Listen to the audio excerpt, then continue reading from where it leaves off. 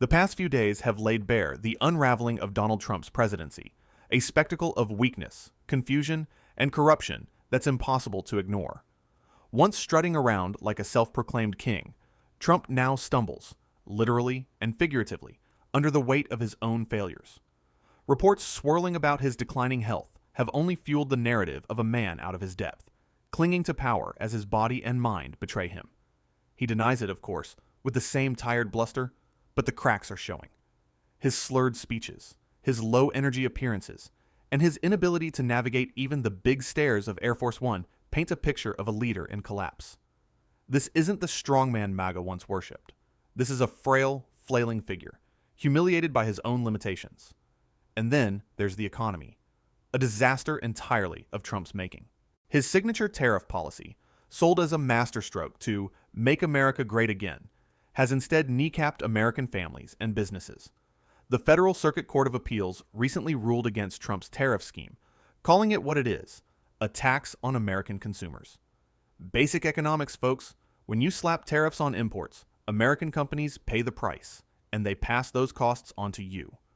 Prices for everyday goods, snacks, household items, cars are skyrocketing, and companies like Procter & Gamble and Ford are sounding the alarm. Small businesses, already stretched thin, are cutting back on hiring and investment, suffocated by Trump's chaotic trade policies. His promise of reindustrialization is a cruel joke, as factories stay shuttered and jobs vanish. The August jobs report was a gut punch, the worst since the COVID-19 pandemic, yet Trump's response? Fire the messenger who dared report the truth. This is not leadership, it's delusion. While Trump's economic failures tank the nation, China is flexing its global muscle, hosting summits with nations worldwide in a blatant show of strength against a weakening United States. Under Trump's watch, America's standing is eroding, our influence shrinking as allies and adversaries alike see a country led by a man too consumed by his own ego to notice the world passing him by.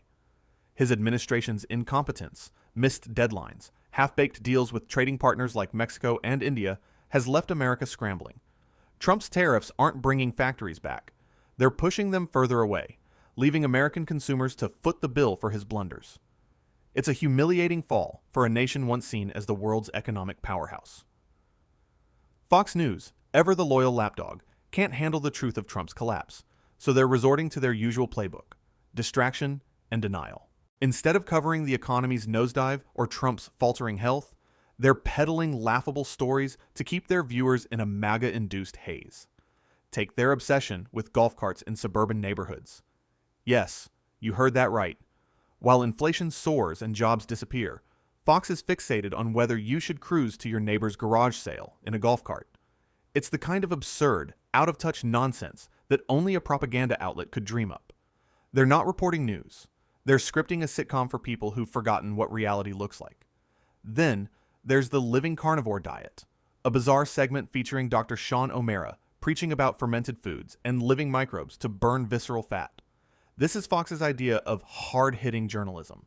Pseudoscience drivel to distract from the fact that Trump's policies are burning a hole in Americans' wallets. Digestion starts in the mouth, they say, as if chewing sauerkraut is the answer to heart disease or economic despair. It's not just ridiculous, it's insulting. Americans are struggling to afford groceries, and Fox is serving up this nonsense to keep them from noticing the real culprit: Trump's failed leadership.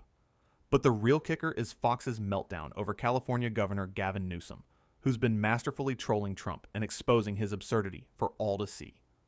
Newsom's press office has adopted Trump's own unhinged, all-caps social media style, turning it into a weapon to mock the president's bombast. Posts like, "Trump just fled the podium with Putin, no questions, nothing, total low energy," and "Dana, ding dong.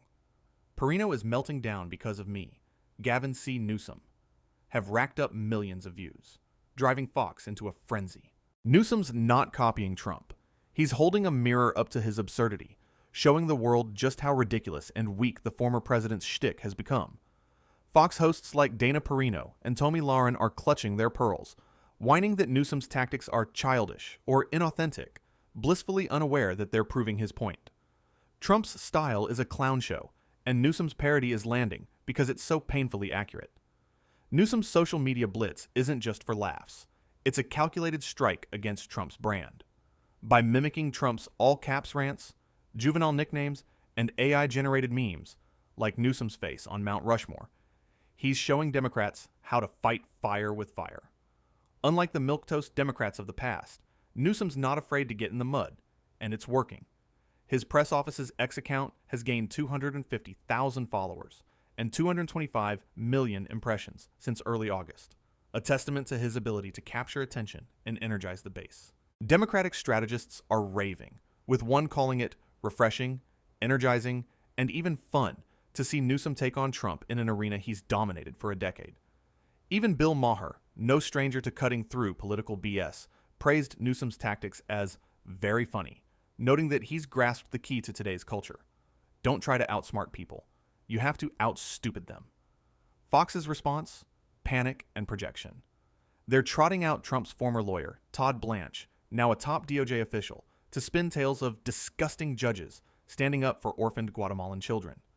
In a recent case, a federal judge blocked Trump's plan to deport 600 Guatemalan kids without due process, a move so heartless it defies comprehension. Blanche, who's got his own shady history tied to Ghislaine Maxwell's case, had the gall to call the judge's ruling disgusting, whining that it stopped ICE and DHS from sending kids back to potential danger in Guatemala. This is the Trump regime's moral compass, prioritizing cruelty over compassion, then crying foul when a judge demands basic human decency. It's a humiliating display of how far they'll go to prop up Trump's failing agenda. And let's not forget Fox's parade of MAGA loyalists, like Treasury Secretary Scott Bessent, who tried to defend Trump's tariffs by claiming foreign companies are the ones upset, not American consumers. It's a lie so blatant, it's almost comical.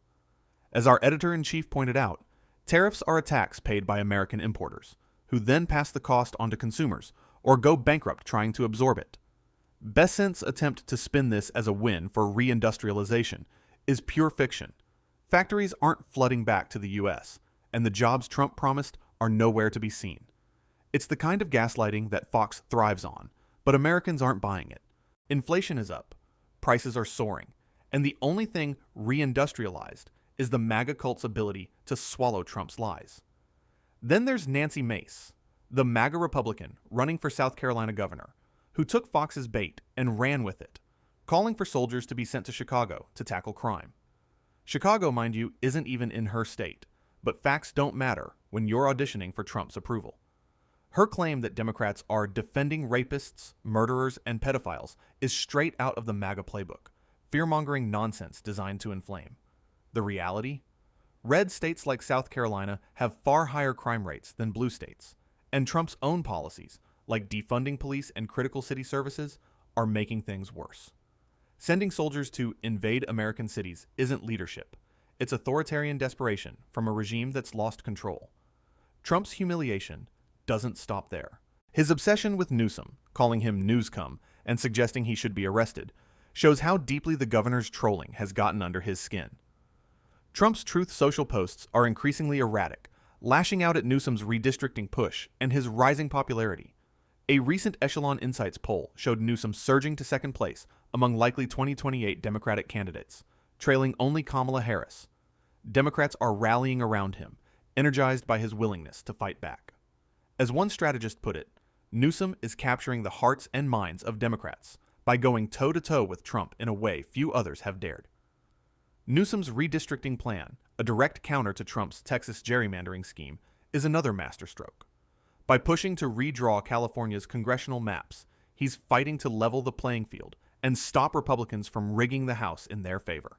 It's a bold move that's earned praise from figures like Barack Obama, who lauded Newsom's responsible approach. Meanwhile, Trump's allies, like Vice President J.D. Vance, are reduced to whining about Newsom's cheap imitation of Trump, missing the point entirely. Newsom's not imitating, he's exposing.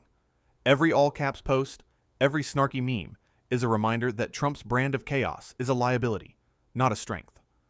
Fox's meltdown over Newsom is the cherry on top. Hosts like Dana Perino, Trace Gallagher, and Tomi Lahren are beside themselves, calling his tactics childish and desperate, yet they've spent years cheering Trump's identical behavior. The hypocrisy is staggering, and Newsom's team is capitalizing on it, firing back with posts like, "Fox hates that I am America's favorite governor. Ratings king, saving America." It's a brilliant trap. By mimicking Trump, Newsom forces Fox to either condemn their hero's style or admit their double standard. Either way, they lose, and Trump's humiliation is complete.